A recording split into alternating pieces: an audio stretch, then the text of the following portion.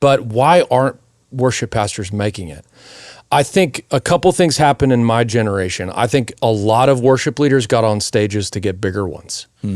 Chris Tomlin, the worship ministry was becoming now a worship genre. And so I could lead in this little church and I could one day elevate to a different level. And that's not what God has called us to as pastors first, who happen to pastor through music. And so I think when that doesn't happen for a worship leader, and that's the reason they got on, and I didn't get the record deal and I didn't have the song, I'm probably done and I'm going to go make more money elsewhere. I think there were a lot of senior pastors who knew that they needed worship as a component in their services, and so they just tried to find the most talented person and not the best pastor.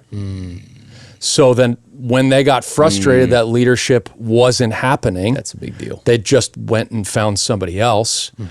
And or I think that there wasn't a higher mantle put on the worship pastor to be a pastor first, that when that guy got older or the muscle got weaker, as it, my vocal is a muscle.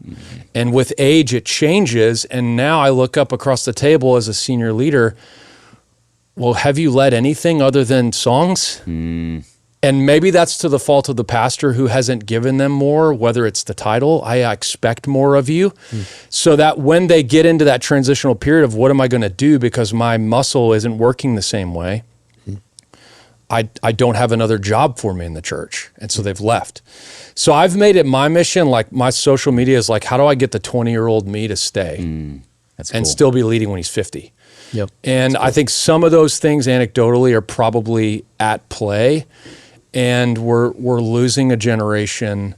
But I do see a rich generation of 20-somethings getting back in for the right reasons and contributing at a high level. I think there also was probably a season where worship leaders probably felt like the dog and pony show.